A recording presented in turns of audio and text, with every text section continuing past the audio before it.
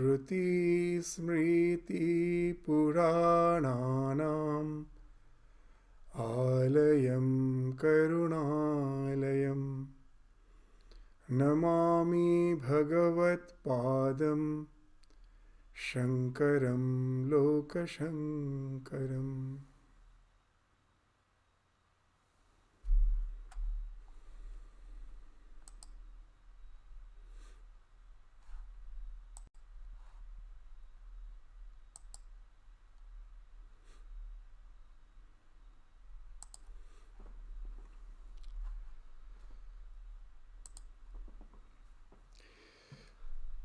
So in the last class we were studying the Avarana Shakti, the concealing power of Maya, which is by nature tamas. It just like the darkness. Tamas is the darkness. It doesn't illumine. It remains dormant. So that's the thing which we were studying in the last class. That what's this Avarana Shakti?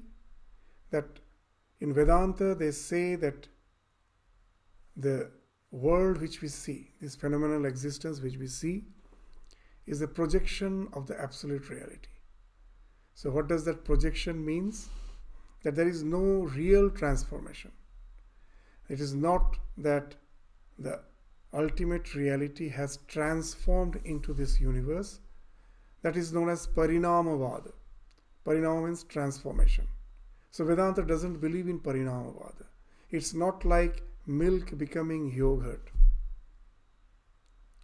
So that is Parinama, conversion. Then what it is? It is Adhyarabha. It is Adhyasavada. So something is appearing as something else. The common example which we give again and again, that seeing the snake in the rope. So for when we delude the rope as the snake, what happens? First the real nature is concealed, and then once the real nature is concealed, it's not that there is absence. We still perceive something. That because of the concealment, it is projected as something else. So these two are the deluding power of Maya. So what? The power of concealment and the power of projection. First, its reality is concealed. The rope is no more seen. It never happens that I see the rope as well as the snake. When I see the snake, the rope is not visible. When I see the rope, the snake is not visible. So, when the real nature is concealed, it is projected as the snake. So, this is called Vikshepa Shakti, Avarana and the Vikshepa. So, the Vikshepa Shakti, the cause of it is Avarana. First, there has to be concealment, and then only the projection happens. So, the power of concealment, the Avarana Shakti, as the cause of the Vikshepa Shakti, the power of projection, that's what we were discussing in the last class. So now we spoke of the third power. So that, of course, we will come today, but the 115th sloka, which speaks of that there is no peace for one who is under the spell of Avarana Shakti. That once we are deluded, or the real nature is concealed, we come within the domain of ego, then there cannot be any peace. Why there cannot be peace? In the 115th verse, it is being indicated. It is one of the oft-quoted verse of Vivekachudamani, that once we are under the spell of Avarana Shakti, how it finds manifestation in our lives. Abhavana va viparita bhavana asang bhavana vipratipatti asyaha sangsargaha yuktam na vimenchati dhruvam vikshepa shakti kshapayati ajasram. Kshapayati means torments. How this vikshepa shakti, the power of projection, torments in many ways. How? When the Avarana Shakti, first, what it does? In 4 ways. This abhavana, viparita bhavana, asang bhavana and vipratipatti. See, this, because of this thing, they never release us. These are the four things of which we are under the grip of it always. As long as the avarana shakti, the concealing power, is working on us. So it does not release from its hold a person who is affected by the concealing power.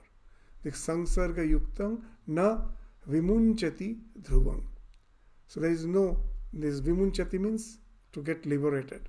So na vimunchati. One can never get liberated as long as this avarana shakti is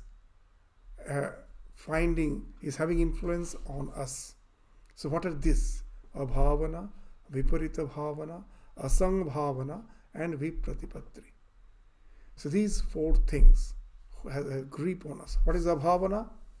So who is under the spell of avarana shakti? The very first thing for most of us we will find in the world, the question of discrimination between the self and non-self doesn't arise.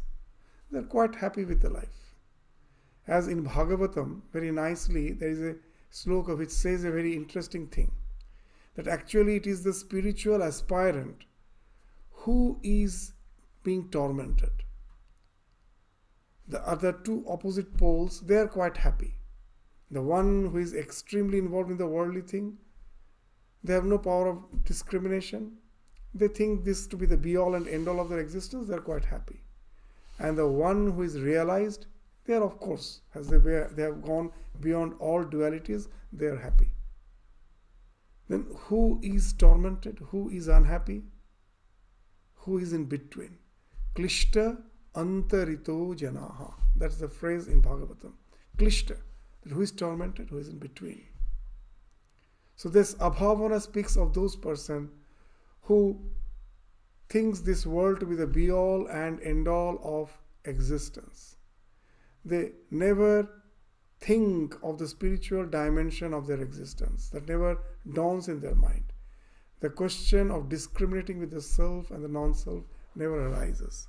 So those who are under the influence of avarana shakti, that's the majority. And then the viparita bhavana, that even after being instructed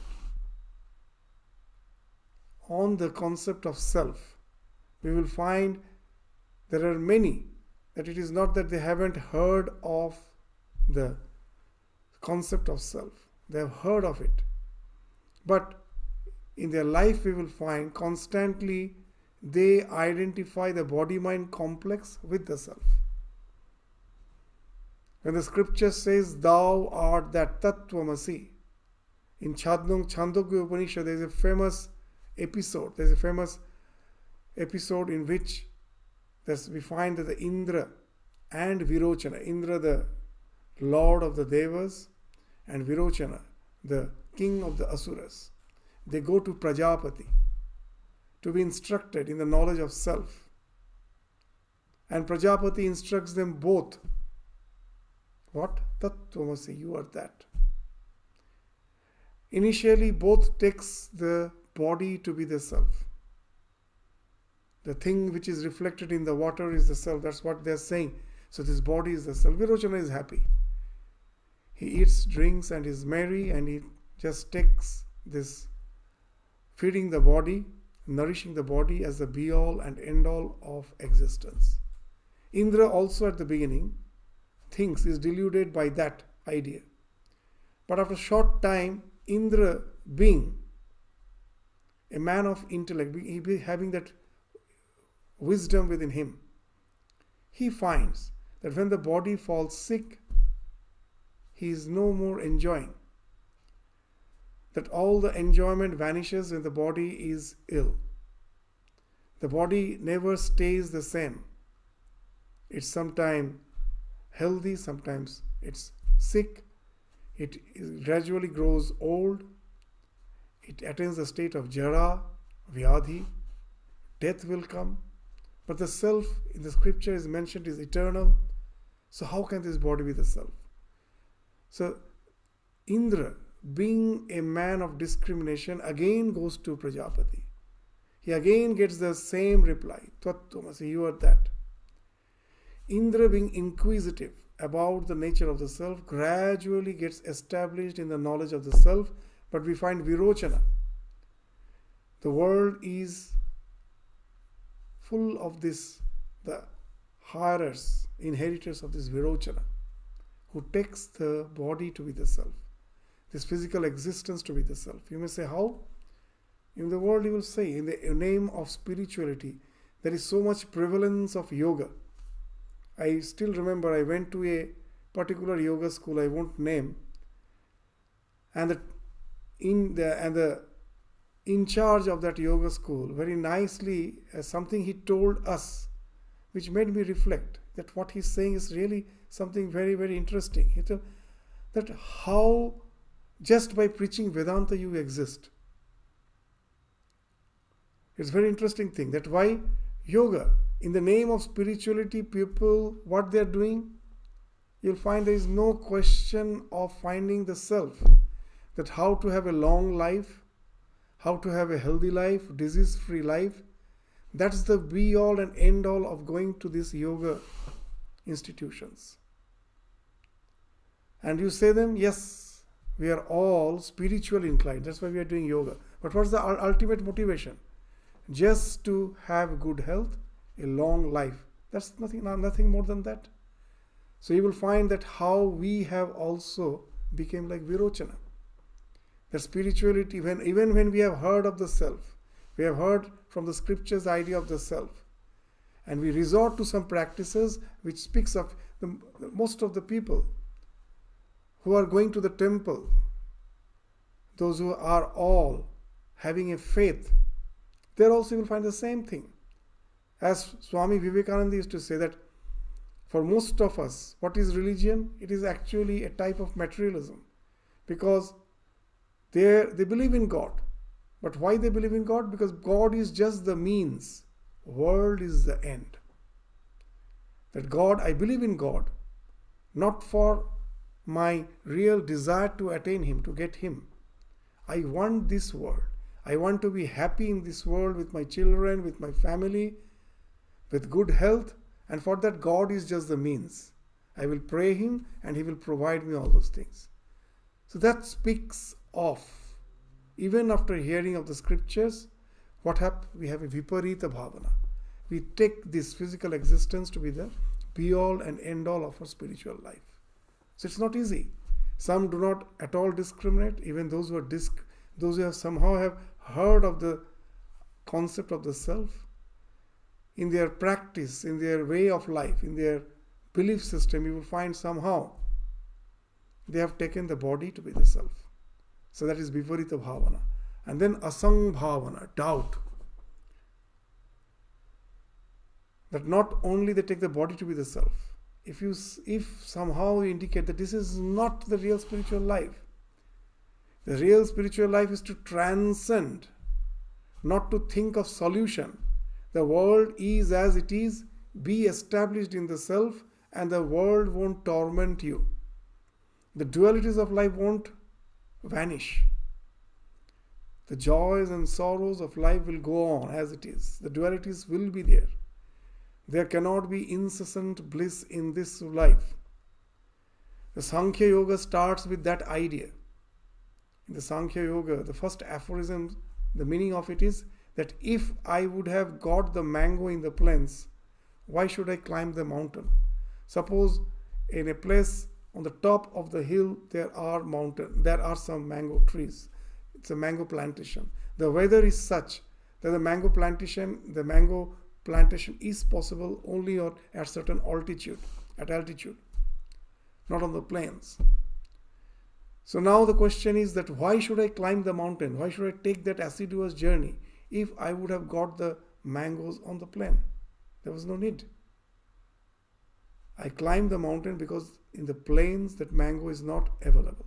I have to get the mango, I have to climb the mountain. So what's the idea? That in this life, however we may try, there cannot be ineffable bliss. Incessant, ineffable bliss. Impossible. So we have to transcend this life. This life is full of these dualities of joys and sorrows. So when we are established in the self, The life flows on as it is, but we are not affected by it. Now those who resort to religion with the idea that I will pray to the Lord and Lord is there just to solve all my problems, they never believe it. So that's why you'll find that where you speak of spirituality, where the idea is not to think of amending the way of life, but to transcend it, you won't get adherers there. Why?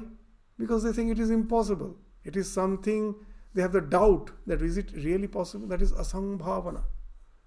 It is something not possible, that God is there to help me out in my problem, the day-to-day life. That's why I pray. All those ideas, there may be some ideal for whom we don't know, not for me. It is not for me. So that is the idea of asambhavana. This is not for me. So even if you have heard of the scriptures, we just rule out that option, that we can transcend this world of duality and be established in the self. We simply rule out. We are quite happy with just praying to God by taking the God as the means, so that this world, I want to stay happy with this world. So this viparit bhavana, asang bhavana, and vipratipatti, the last one. So though he may have a clear intellectual understanding, he has started his spiritual journey. Very interesting that Swami Vivekananda used to say, what is vipratipatti is very interesting. That the iron chain is also a chain, the golden chain is also a chain. That we have attained is to a certain extent joy in contemplation, bliss in contemplation. That is not easy to attain, but a few have attained. And they don't want to progress anymore. A little contemplation gives them happiness, the bliss, the joy, and they get stuck there. So what we find, that though they have entered into the spiritual journey, they have become comparatively sattvika, but the idea that the realization of the self, that's the ultimate goal, that never dawns in their mind. That is the vipratipatti. So though they have a clear intellectual understanding of the self, they still do not get the inclination to realize the self. So these are all the power of Avarana Shakti. So how nicely, gradually, that the various steps they are speaking, that the most of them who are in the very gross state, this is a bhavana, they don't think of the self at all.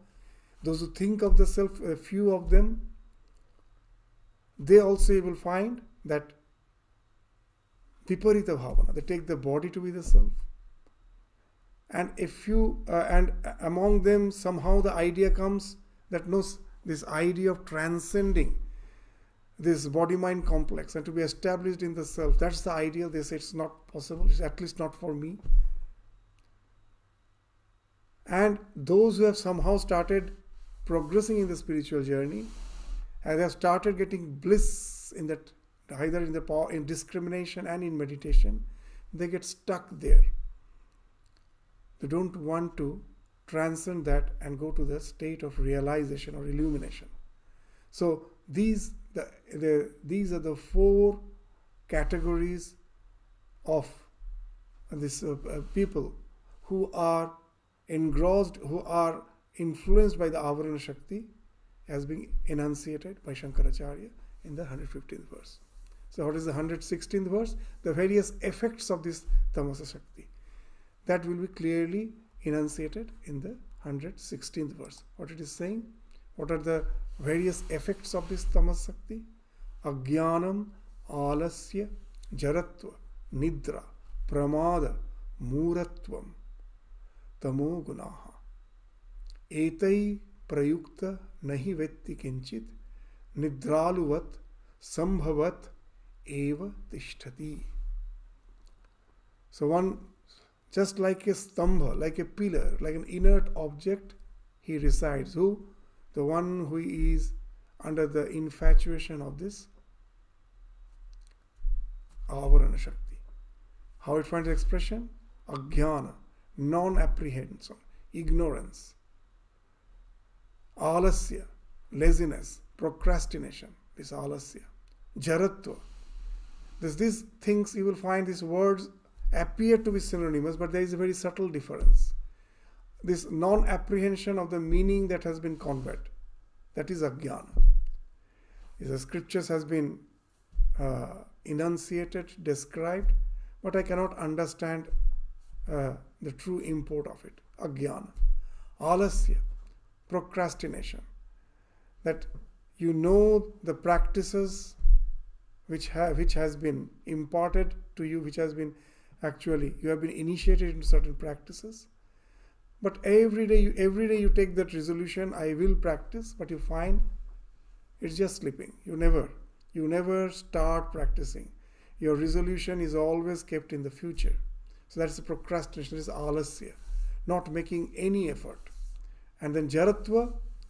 Jaratva is something you'll find that some person somehow are so inert that they don't have the capacity to develop certain skills or to acquire knowledge. Their intellect is very dull. Even if you try your best, you give all the amenities for acquiring knowledge and skills, it's not possible. So their mental state is such they cannot acquire any skills or they cannot attain any knowledge. So that is the example of jaratva. Nidra we need not explain. The state of deep sleep where no type of knowledge is possible. It is something a necessity, but at the same time it is the state of tamas where our mind is totally in darkness. So this nidra, as in the Yoga Sutra very nicely it has been defined. What is nidra? Abhava pratyaya alambana vritti nidra. Abhava pratyaya. Very nice. Abhava pratyaya alambana vritti. That mind never stops till you go to the illumination. The vritti is constantly there, always there. Even in deep sleep it is there. But what is pratyaya? Pratyaya is the content of the vritti. That when I am seeing a flower, that in my vritti, in the mental wave, the flower is reflected. That's how I see the flower. The content of the vritti becomes a flower. But in deep sleep, these vrittis are there. But there's pratyaya, there's no pratyaya. So that's why how nicely it has been defined. Abhava pratyaya alambana vritti. The vritti for which the pratyaya is abhava. There is nothing. That is deep sleep. So your mind is totally in darkness. No sort of perceptions or no sorts of experience is possible. So that's of course speaks of tamas. Pramada. Now, jaratva was inability to develop skills or acquire knowledge. Pramada is you have developed skills and you have developed knowledge, but you are always confused. You will find in our day-to-day life that the so-called leaders sometimes prove to be big failure. Why? That they have all sorts of knowledge. They have skills, but to ability to take decision, proper decision, and accordingly use the skills and knowledge, that's where he lacks. So that speaks of pramada. So you will find the difference. That jaratva is the inability to acquire skills, acquire knowledge, and pramada speaks of that confusion. Though he has skills and has knowledge, but he doesn't have the capacity to take the correct decision in correct time. That is called pratyutpanyata, the presence of mind. That is not there. So that is a state of pramada. And what is muratva? It is always going to the denial mode or developing a defeatist attitude. That always saying it's not possible. Going to the denial mode, having a defeatist attitude. So though the goal is there, it is visible. If I really try, I can attain, but I won't try at all. So that speaks of the muratva. So you will find that though these terms appear to be synonymous, but there is some subtle difference in their meaning. So that's the beauty of the Sanskrit language. So by these various terms, they are explaining this various states of this tamas, darkness, which doesn't allow us to acquire knowledge, to develop skills in this life, and what to speak of the secular life. Even it doesn't allow us to progress in our spiritual life. So neither in spiritual life nor the secular life. As in Bhagavad Gita, it has been mentioned that iha nasta tato bhrashta. So both are gone, because a person who is in tamas is full of doubts. So neither this life nor hereafter, both he loses. So that's the thing which has been indicated by all these characteristics, as has been mentioned in the 116th verse. So now, after speaking of the tamas, as we were saying, that another Shakti of Maya is Jnana Shakti. As Sri Ramakrishna is to give that example, when a thorn has pierced you, you just pluck another thorn from the same thorn bush and use this second thorn to get rid of the first thorn. So both are thorns, but the second thorn helps you to get rid of the first thorn which has pierced you. So within the Maya, there is another Shakti, the Jnana Shakti.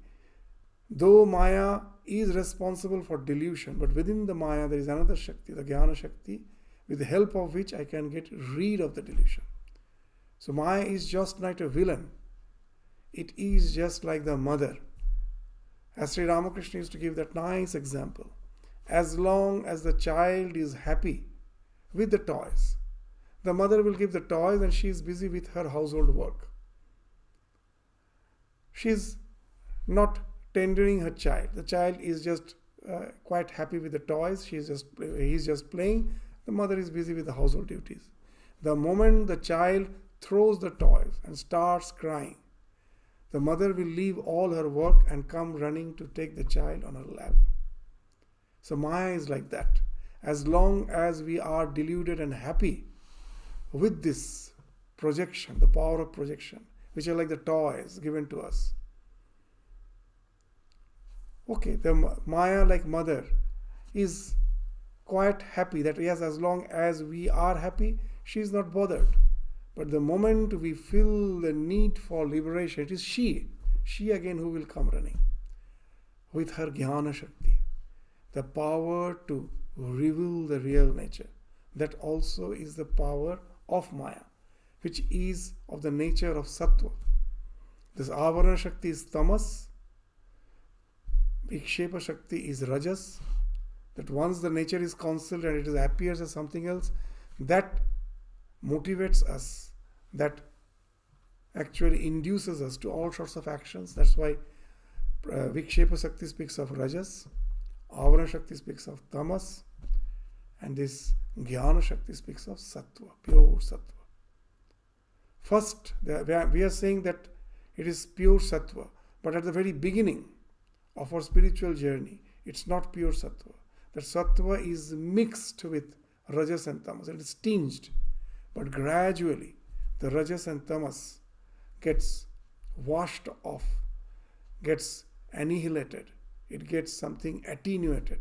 And the Sattva becomes more and more prominent. At last, Sattva alone remains. Vishuddha Sattva, getting fully filtered out of the tamas and the rajas. So that will be spoken of in the succeeding slokas, in the few succeeding slokas, to explain the power of this Jnana Shakti as the expression of Sattva Guna.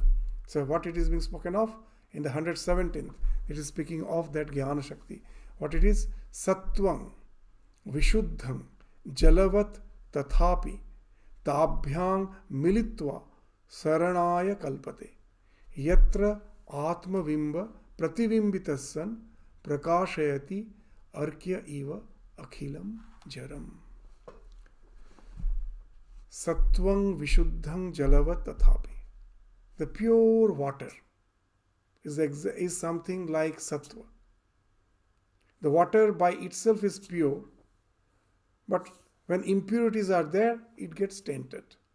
Similarly, this pure Sattva gets tainted by rajas and tamas. So Sattvang, pure Sattva is like clear water. Yet in conjunction with rajas and tamas, once it gets tainted by that, it results in transmigration. Tabhyang militva saranaya. Saranaya means transmigration. Sarana means transmigration. Not smarana, sarana. This little difference. Smarana means to remember. Sarana means to transmigrate. Saranaya kalpate. The once this sattva gets tinted by rajas and tamas, that results in this transmigration. Birth after birth, we are transmigrating because the sattva is tainted with rajas and tamas. And once it is tainted, how it acts, that sattva tainted with rajas and tamas actually is responsible for all our perceptions.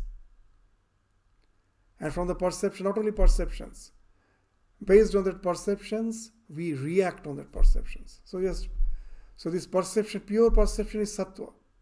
But the moment we react, the rajas comes into picture. So that's how when this yatra atmavimba prativimbitas san, this atman, the perception, how the perception happens. Perception happens because of pure sattva. How? When the atma, our conscious principle, comes in association with the mind. It is coming in association with the mind. The mind gets activated, it's illumined. And in turn, the mind illumines the world. I see the world with the mind. First the mind gets activated by the Atman, the sattva aspect of the mind, then illumines the entire perception. The entire world is illumined by that sattva. So this pure sattva being illumined, this pure sattva is being illumined by the Atman, which in turn illumines the entire phenomenal existence. Just the way the sun illumines the entire existence. What it actually speaks of? We give that example again and again. That the mind as such is not blank. It has all the concepts, all the ideas, which I think I am acquiring from the external world in the form of information. It's actually all within. The word information itself speaks the real meaning of the word information. What is information? Information. Everything is forming inside. It is not there outside. All the information is inside. That example which we give again and again. The redness of the flower is not in the flower. That red color is projected by the mind to envelop the flower, to give you a sensation that it is red. It is similar to all the perceptions. So how the mind is projected? Will a dead man, a person who is already dead, can he project? No. It is only the consciousness. As long as the consciousness is in association with the mind, then only this projection is possible. All the ideas are there, a corresponding stimuli. When I see the red flower, a particular stimuli from that flower is falling on my eyes, that is getting converted into the nerve current. What is going to my brain, which is the organ for the mind, is dark. There is no light. It is just some nerve impulse which is going there. We all know that. There is no light in the brain. It is fully dark. But that's the brain which is seeing that red color. How? That nerve which was then encoding, this nerve current was something which was encoded by the real wavelength of light, which had no color. It was just a wavelength. That when strikes the eyeball, it gets encoded into that nerve current of a particular frequency. And when it reaches the so-called color perception center, color is not perceived, color is projected. When it is projected, when the mind is already being activated by the conscious principle. If the mind is not activated by the conscious principle, mind is inert. Mind in no way. Just like that computer hard disk. Once it is on, it is connected with the bias voltage, then it becomes something alive. Then all the things which I see in the screen of the computer, all those programming, all those work in the computer is possible only when the hard disk is connected with that bias voltage. If it is not there, it is just inert. All the potentialities which it has, no one can realize that. It's only when it is connected with that bias voltage, then only that world of virtual reality is projected out from it. So the mind is like that. Or the conscious principle is like that bias voltage. Mind is like that hard disk. Once they are in association, then this world is projected just the same way. This world is actually a virtual reality which is being projected by the mind.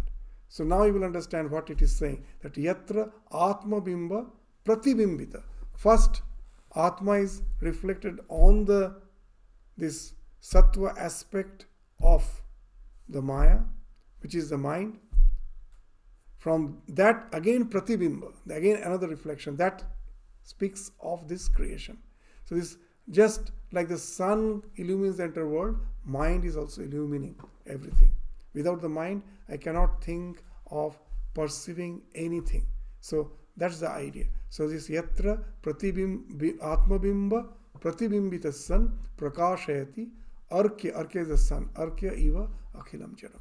Just the way the sun is illuminating the entire world.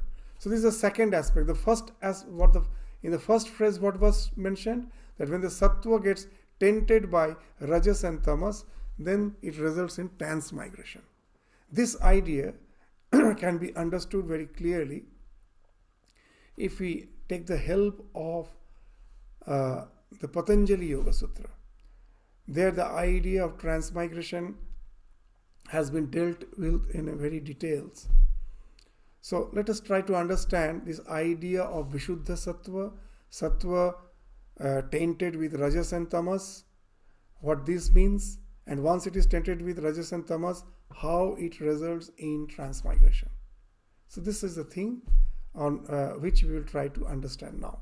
So, as we told, that as long as the mind is there, as the Yoga Sutra says, there are vrittis.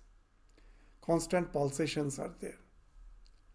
When it is this vrittis, when the mind is already being activated by the self, the vrittis are there. The vrittis are there. And now the external world, when it is there, this is reflected on the vritti to give us knowledge. As we told, the flower, when the content of that vritti is the flower, I say this is the flower. So what is being reflected, the content of the vritti, that is the knowledge. Very interesting. When I have the knowledge of a thing, it is not the cause of the bondage. The cause of bondage is the moment I react.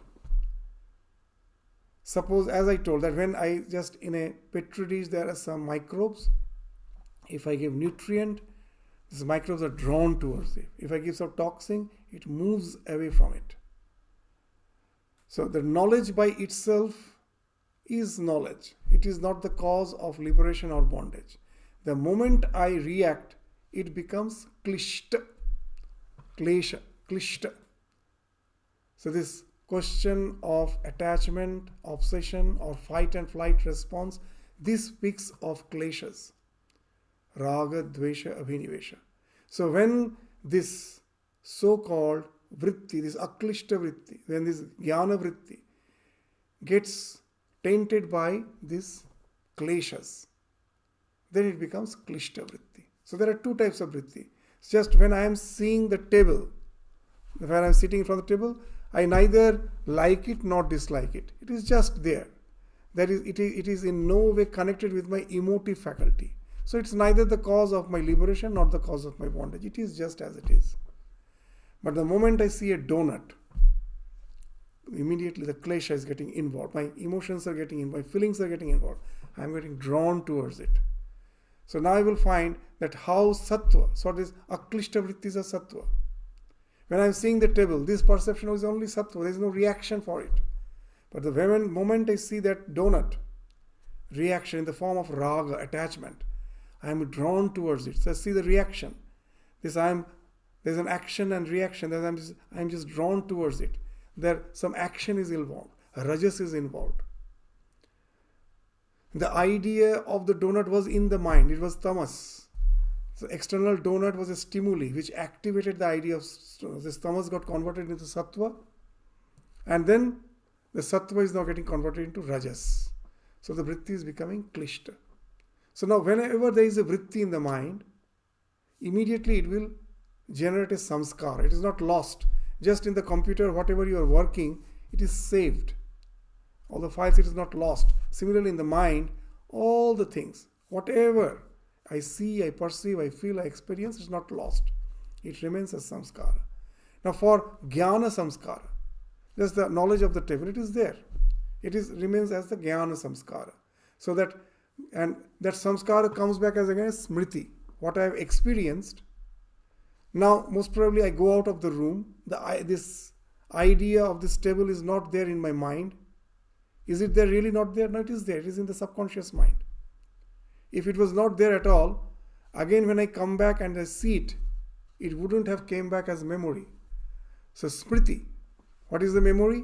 That what I have already experienced, that only when again favorable circumstances come, it comes back as smriti. Now as I told, the things which are just generating knowledge, for them jnana sanskara is there, jnana smriti is there, but they are not the cause of bondage. They are just the knowledge. But the moment it gets tainted with rajas and tamas, I react, that klesha comes, klishta.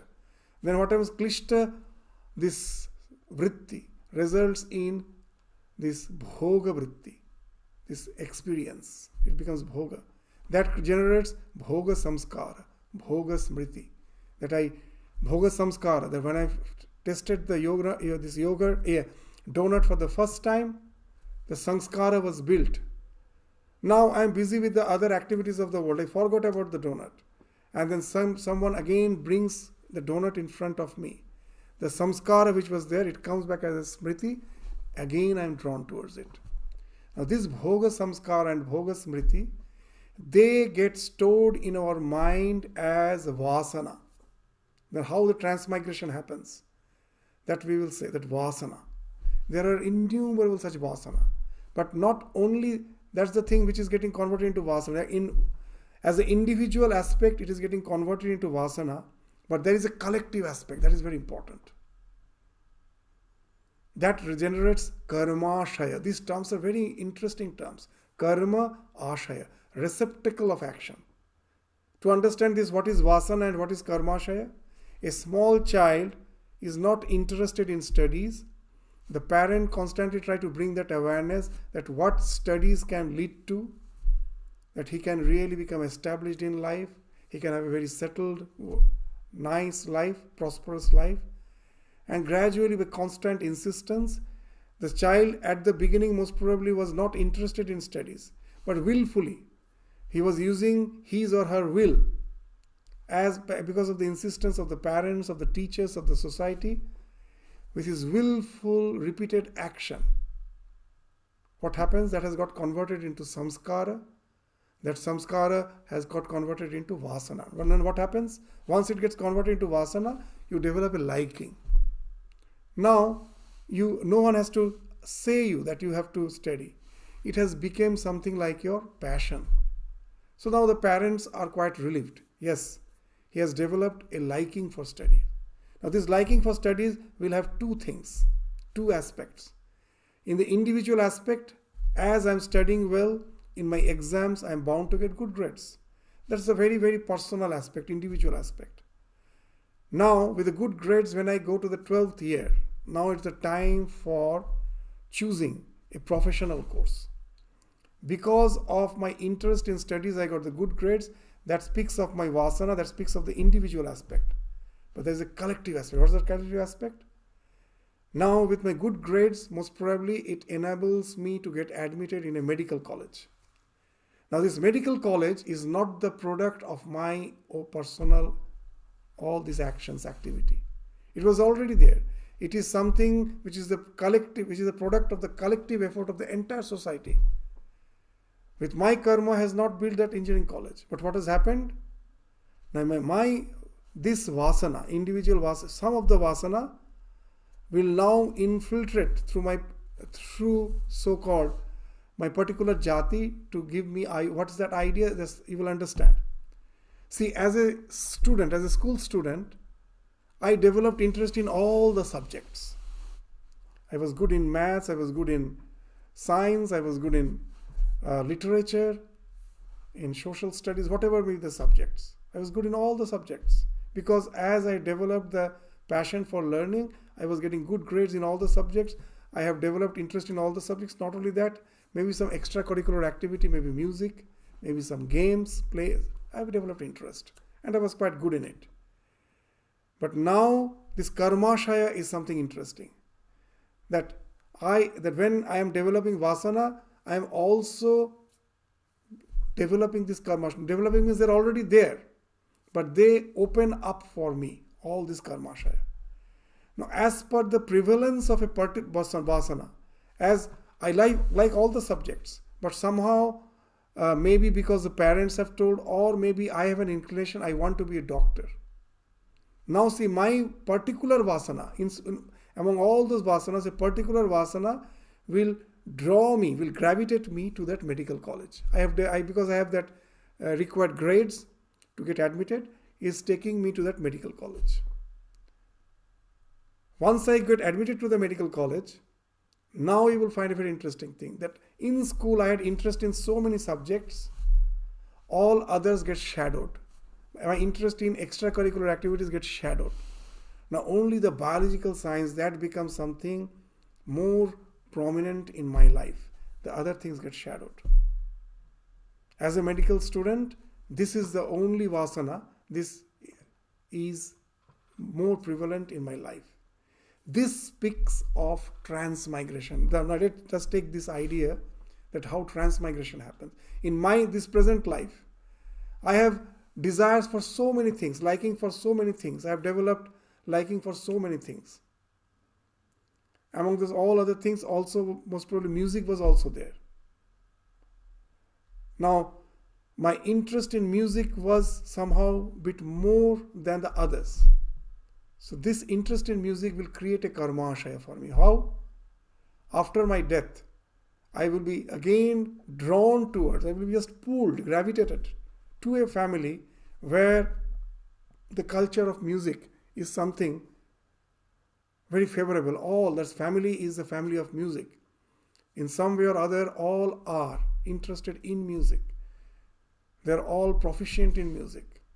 I am born. You will find all the child prodigies that way are in the musician's family. It's not only because of the family, because you will find the age at which that child has started music. The parents most probably has students of the same age from the other families also. But her own child or somehow develops the capacity to learn music much faster than others. And we say that he is a child prodigy. What has happened? He already had this vasana, this inclination.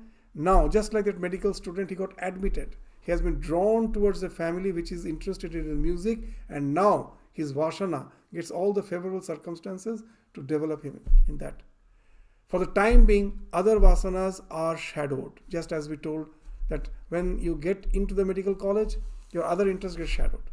Most probably much later in life, when you are already an established doctor, and now you have that got quite settled in life, and now again you have some this laser, and then again most probably your interest in music in the school, which was there, which got shadowed because of your studies, again it starts finding some manifestation in your life. Again you get interested. So what it speaks, so these so many vasanas, they're all bubbling one at a time. That the one which is of prominent interest, that finds expression as a suitable environment in which you are gravitated. And then again some other vasanas come. Some jokingly we give that example, that we believe in evolution. That if evolution has happened, and if we believe in evolution as well as in transmigration. So if evolution has happened, and if we have transmigrated, most probably we were some other creatures also, who can just simply deny the fact that most probably in some birth we were a grazing animal, like a cow or something.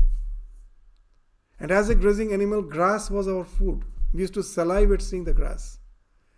Now, if the vasanas are something which are all hidden in our psyche, it has not lost, and they come back as memory in favorable circumstances, then why in the human birth, even by seeing grass, I don't salivate? Because the vasana is there. As a grazing animal, it is me who had liked that grass. The idea is here the same thing, that in this human birth, whatever vasanas are favorable for this birth, they only will manifest. The others are there, they are hidden, they won't find expression, they are dormant. Just for a medical student, only the interest in the biological side finds expression, the others are for the time being dormant. So why all this? So now you will understand that how transmigration has happened. The pure sattva, the pure knowledge, when it got afflicted by the kleshas, likes and dislikes, it created these vasanas gradually. It became klishta sanskara, klishta smriti. This got converted into vasana in the individual aspect and as karmashaya, receptacle of karma, the favorable environment, the family in which I will be born, the environment in which I will be born. That was the collective aspect that has been created. These two things. And this collective aspect draws my vasanas, drags me there. As long as we have desires, we will be gravitated to the circumstances to be repeatedly born again and again, so that all those desires finds scope to be fulfilled. This life, this vasana, the another life, another some set of vasanas. So it goes on. As long as we cannot free our vrittis from vrittis, as we told, if it is jnana vritti, it is pure. The moment it is getting afflicted by these reactive faculties of rajas and tamas, then only it results in this transmigration. So now you will understand these two aspects which has been spoken. The sattvang vishuddhvang jalavat, it is clear. Tabhyang militva, when it gets tainted or tinged with rajas, that results in saranaya, transmigration. And once you are transmigrated, you are bound to perceive this world. And how this perception is happening? This mind coming in association with the conscious principle, with all its ideas, it's already there. The world acts as a stimuli to enable to activate the corresponding idea which is already in the mind, to illumine the mind, and that's how the world is getting illuminated. So that's how the sattva, the jnana shakti is working. Even when I am bound within this physical, so-called in this phenomenal existence, there also sattva is finding expression, though it is tinged by rajas and tamas. But the more I can purify it from the rajas and tamas, the more it becomes this pure sattva, the more the reactive faculty falls off. And as we were saying, that it is only the reaction which is the cause of the bondage. The moment it goes, the pure sattva, that becomes the factor for liberation. That will be spoken of in the succeeding verses, which we will, because the 118th verse we won't take today, because it speaks of the various aspects of the sattva as it is getting purified. That when sattva is predominant, rajas and tamas is there, but they are somehow dormant. Not, I won't say that they are totally absent. They are there, but sattva is prevailing. The sattva is overpowering and rajas and tamas. Then it finds expression as some beautiful qualities. What are those beautiful qualities? That will be spoken of in the 118th verse. And in the 119th verse we'll speak of this Vishuddha Sattva. When all those, when you don't stop there. That though you have the prevalence of Sattva, Rajas Tamas has been attenuated. And you don't stop there. You totally cleanse of Rajas and Tamas. And your nature becomes just pure Sattva. It is just like purification of the ore to get the pure metal. Similarly, that we can purify the sattva from rajas and tamas. This gradually we can purify. And then when the mind becomes vishuddha sattva, it becomes the cause of liberation. That will be spoken of in the 119th and 120th verse. So that we will take up gradually, because the 118th, the various aspects of the predominant sattva, which is just tinged with a little amount of rajas and tamas.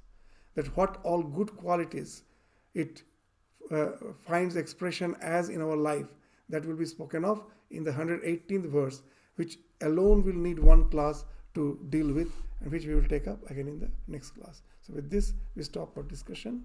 Thank you all. Namaskars.